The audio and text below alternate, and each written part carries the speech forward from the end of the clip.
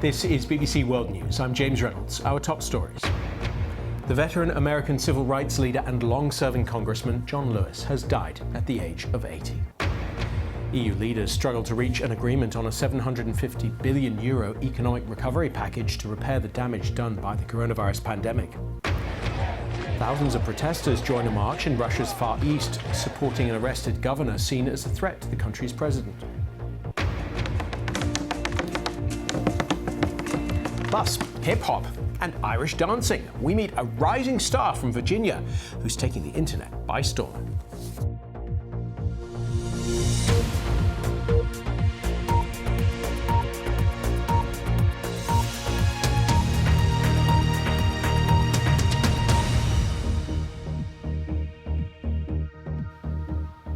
Hello and welcome to BBC World News.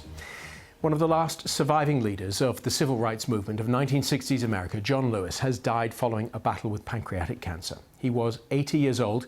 He'd been a congressman for more than 30 years. Rajini Vajanathan has been looking back at John Lewis's extraordinary life. John Lewis was one of the most enduring figures in the civil rights movement. Dedicating his life to fighting racism, he marched alongside Martin Luther King and lived to see a black president. Born in Alabama in 1940, John Lewis grew up in an America that was deeply segregated. I would come home and ask my mother, ask my father, my grandparents, my great-grandparents, why segregation, why racial discrimination?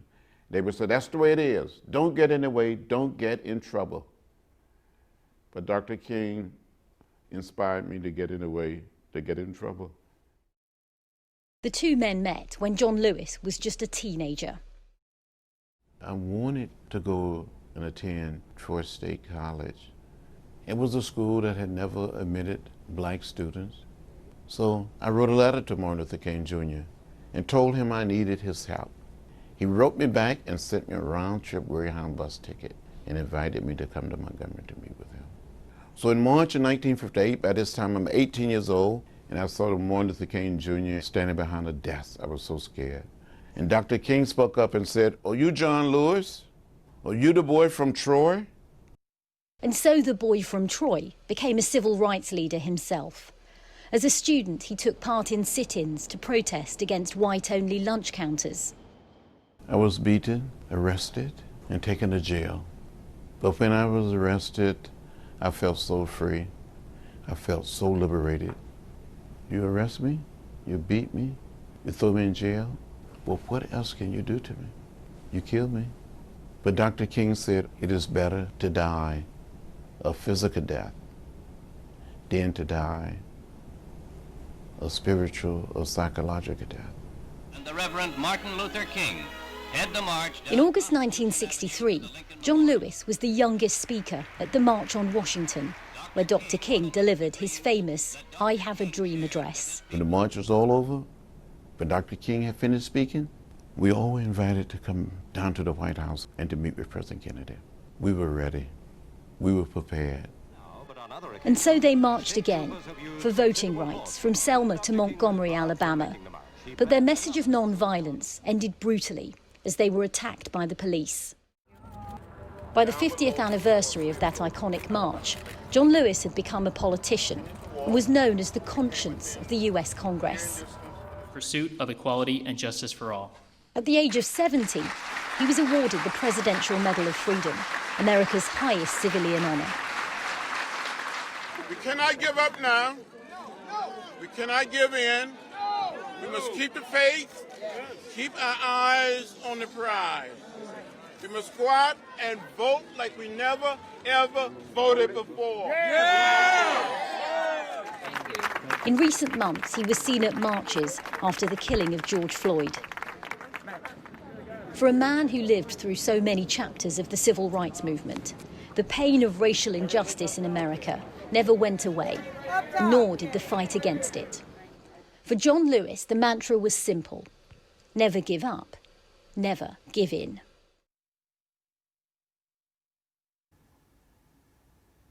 Joining me now from Atlanta to discuss John Lewis's legacy is the son of Martin Luther King Jr., the human rights activist Martin Luther King III. Mr. King, 80 years of good trouble. How do you remember John Lewis? You know, I remember John Lewis as a compassionate, a forthright, and really human rights activist who focused a lot on ensuring the right to vote would be available for all people. Whether he was in Congress, whether he was on the City Council of Atlanta, where he started his political career, or whether he was in India. We had an opportunity to travel to India in 2009, and my wife and I led a delegation of observing the 50th anniversary that my mother and father had come to that country. And so John Lewis was beyond a giant in terms of what he personified, bringing the best out of everyone. And he really showed us how to do that by saying, you know, I am committed to bringing about justice.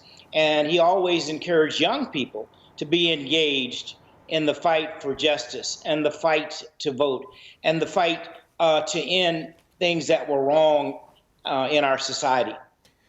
Your father bought John Lewis a bus ticket when John Lewis was 18. They got to know each other. Tell us about the relationship between the two men. So over a period of time, of course, John Lewis, number one, was inspired by hearing Dad's messages on the radio as a young man, a young boy, actually. And that inspiration caused him later on to write a letter to Dad, and Dad, as the leader of the Montgomery bus boycott in 55 and beyond, later on becoming the president of the Southern Christian Leadership Conference, John Lewis joined Dad in Montgomery and was asking for help and assistance. And then, of course, because he was inspired, John Lewis was involved in the Student Nonviolent Coordinating Committee as one of its leaders. In fact, in 1965, as one of the leaders of SNCC, he and Hosea Williams, who was with SCLC, worked with my father directly, marched across the Edmund Pettus Bridge. And of course, he was tragically beaten, but he never stopped. This is very interesting. He could have stopped then and said, you know, I didn't plan to do all of this. But he continued on that quest to set an example for all of us so that we could become a more and better and perfect union, which we certainly are not yet, but we're still working on it. That's who John Lewis is, though, a person who was dependable, a person who was well respected, a person who tried to work with people regardless of their views. He brought people together. He was a convener. The death of George Floyd in May this year has perhaps proven that John Lewis's life's work was unfinished? No question. The death of George Floyd proves that, and actually was the catalyst for global movements around the world. So finally, it seems that in the United States, a large number of people are engaged to say that injustice, my father used to say, is a threat to justice everywhere. I can't be what I ought to be until you are what you ought to be, and you can't be what you ought to be until I'm what I ought to be, because our destinies are tied together. And so John Lewis certainly personified that as well. And the tragic death of George Floyd basically has created the prospect for a tectonic shift in the world around oppression and racism. Dad wanted to eradicate poverty, racism, and violence within our society. And these are things that we still must do. But because of what happened with George Floyd and others, I should say Breonna Taylor a few months earlier, and then of course here in Atlanta, Ahmaud Arbery, there were 3 deaths of Black men that actually helped to mobilize. But George Floyd was a personification of all of them. And it lets us know that the work of John Lewis and others is nowhere near finished.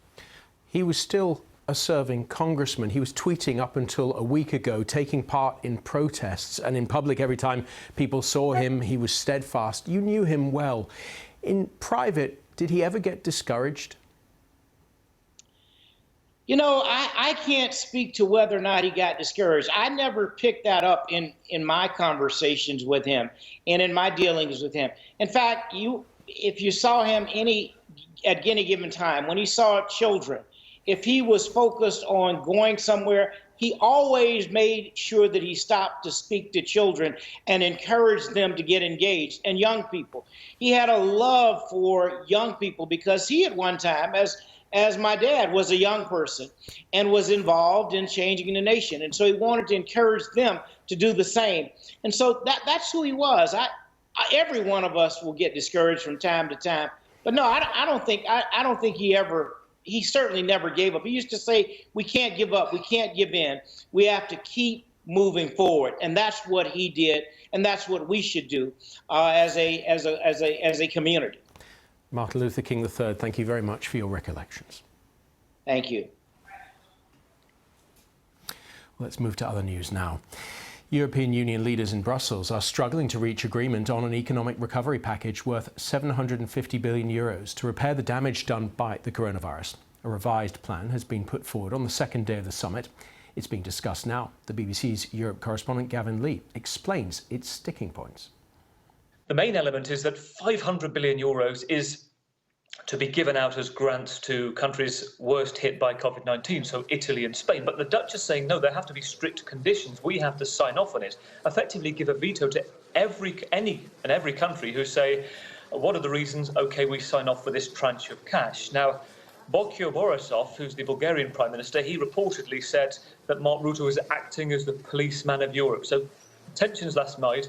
There's a new proposal on the table today in which the EU Council are saying slash 50 billion off this grant fund. So let's say it's 450 billion in grants, the rest in loans to make up, as you say, 750 billion. And if you've got a problem with, say, Italy or Spain or who else asking for this cash and wanting reasons, raise it with the European Commission. It's not a veto, but it helps. Now, the Dutch have said that is a significant step forward. My only take on this, I've just had a message from one senior EU Council official, and she has said they're going to go through plenty of face masks and hand gel if there's going to be any white smoke here. Let's speak now to Tom Nuttall, the Berlin bureau chief for The Economist. Tom, we traditionally speak about EU summits going down to the wire. This is the first time we're really speaking during the coronavirus pandemic. Has this pandemic and this rescue package revealed any new fault lines within the EU? To an extent, you might say it has, in the sense that the big dynamic that has shifted the politics of this discussion is that 2 months ago, France and Germany agreed that the EU should issue common debt at large scale for the first time in its history to fund a plan to help the countries hardest hit by COVID-19, notably Italy and Spain in southern Europe. Now, what they're up against is a grouping of countries, the self-styled Frugal Four, the Netherlands, Austria, Denmark and Sweden, who are resisting a plan of that magnitude. And that's where the fault line inside the EU lies now. But it is very much big countries against small ones. What are we learning about the negotiating skills of the new EU leaders, Charles Michel and Ursula von der Leyen? It's a huge test for them. Neither of them have been in office for very long. And what's happened with this discussion is that it's become folded into something that was already there, which was negotiations among the EU leaders about their regular 7-year budget, which is due to start in 2021. At the start of the year, that was being negotiated. It was extremely difficult. It always is. Then along came COVID. Then along came this very ambitious plan to channel funds to those hardest hit countries. That negotiation is now grouping all of these discussions together, and that's a huge test for Charles Michel, who is chairing this discussion today. If he can pull it off, it'll be a big feather in his cap. Italy, the country in which the original agreement of European Union was signed, has been making plenty of sceptical noises about Europe in recent months. Will a recovery package be enough to satisfy both Italy and also Spain? Well, I think it depends on exactly what's agreed, and if we get an agreement either this weekend or next week. Italy was very disappointed by what they considered to be an insufficient common response at the start of this crisis. Of course, they were hit first and hit hardest.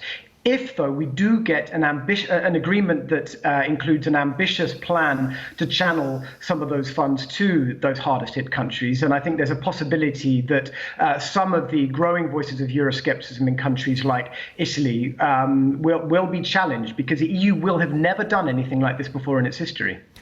Tom Nuttall, thank you so much. Thank you. The police in France say that a fire in Nantes Cathedral may have been started deliberately. Investigators say that the fire started in 3 different spots, which points, they say, to arson. It took dozens of firefighters to bring the blaze under control. It comes a little more than 12 months after the devastating fire at France's most famous cathedral, Notre Dame. Regid Ahmed has more. Mon Dieu, mon Dieu. Huge, bright orange and red flames seem to engulf the middle of this ancient Gothic building as black smoke billows out from between the 2 towers. It took around 60 firefighters to finally get the blaze in the historic Nantes Cathedral under control, but not before it blew out the stained glass windows at the front and completely destroyed the grand organ inside.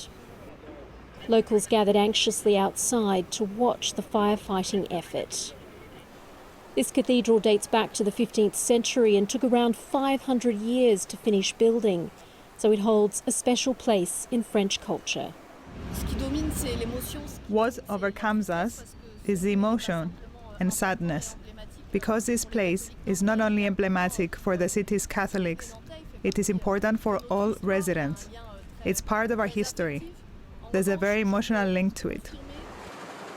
Firefighters say the damage isn't as bad as initially feared, but French police believe the blaze was a result of 3 fires that started in the building and are investigating whether they were deliberately lit.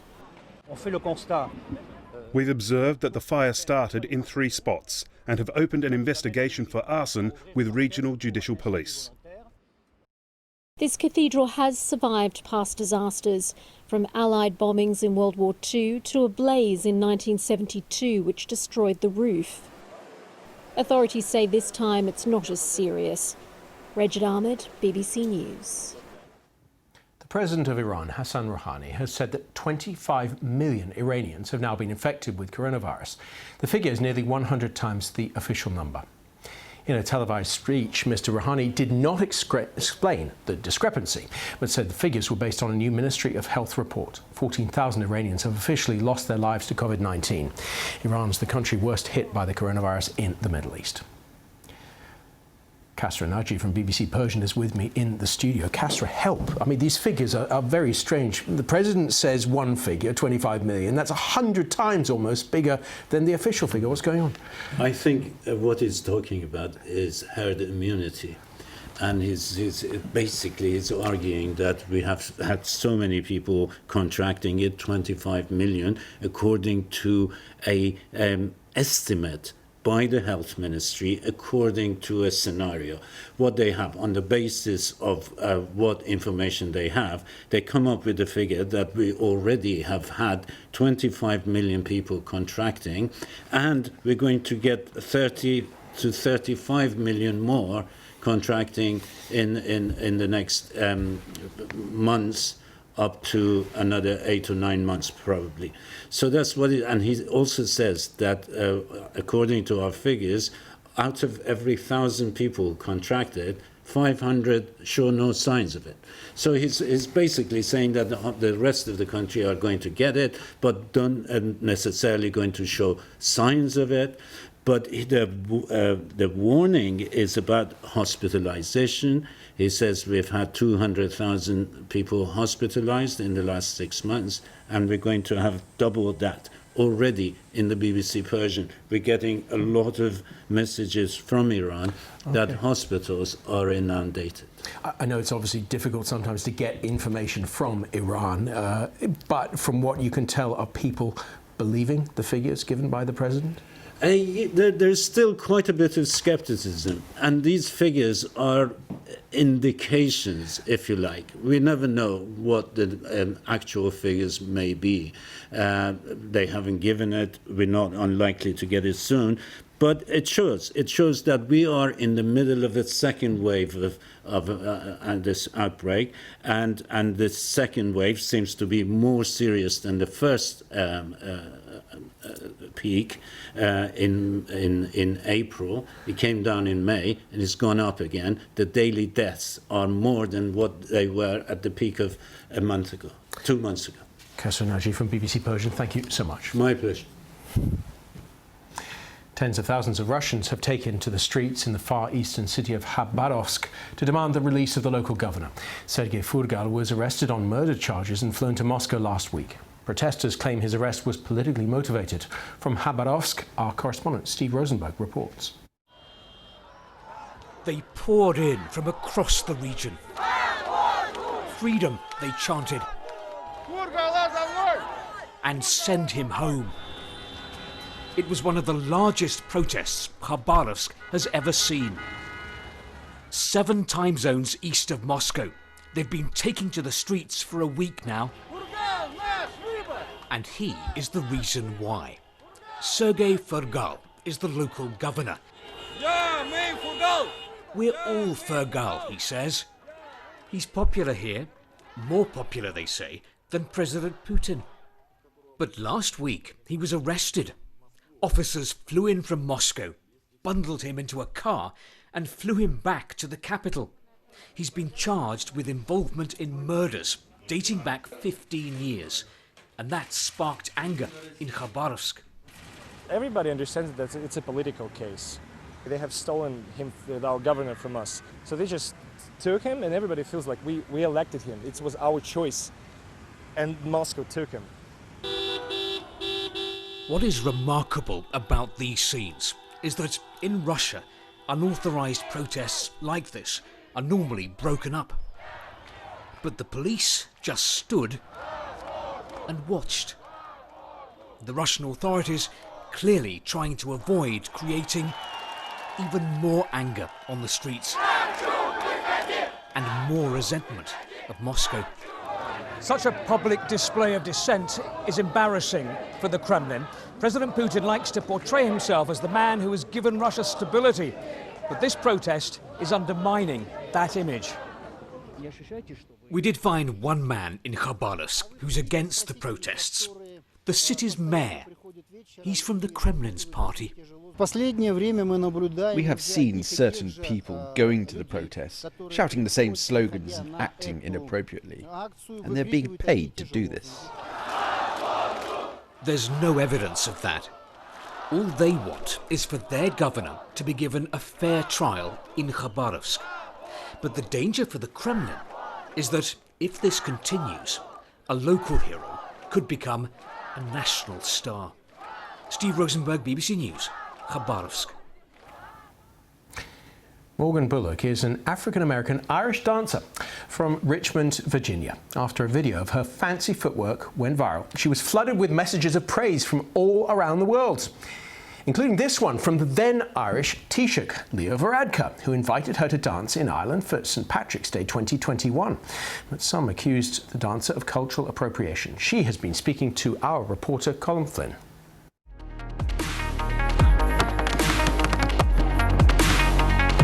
When you think of Irish dancing, this probably isn't what comes to mind. This is 21-year-old Morgan Bullock, an Irish dancer from Richmond, Virginia, who recently went viral for her dancing on TikTok.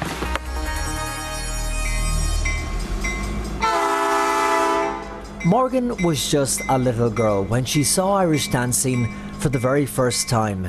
I remember how energetic it was and the bright dress, and it just was something like I had never seen before. It became a huge part of my life. She started going to classes a few times a week and attended dance competitions. And Morgan, when you went into those Irish dancing classes, were you the only African-American girl in the class? Yeah, I was always the only one in my class. Did that ever have any effect on you, or how did that make you feel? I don't think I ever considered it an issue. It was definitely something that I took note of, but I had grown up in a predominantly white area, so it wasn't something that I was uncomfortable about.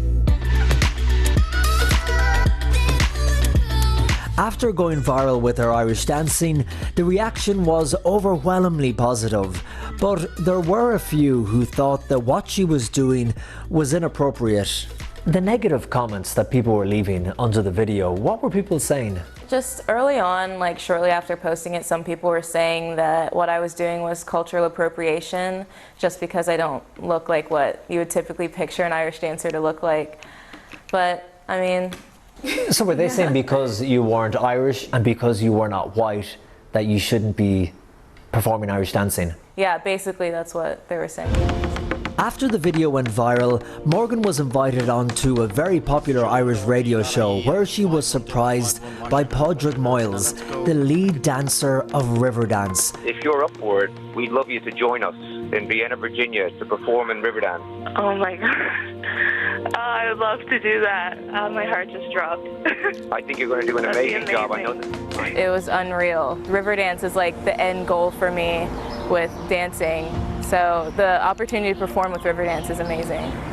It's been postponed, so I'm not sure about the dates for the US tour, but I mean, I'll be there whenever it is. The dancer Morgan Bullock. Well, more on all of our stories on our website, bbc.com/news, as the United States continues to remember the life of Congressman John Lewis. Flags are being lowered to half staff. Stay with BBC World News.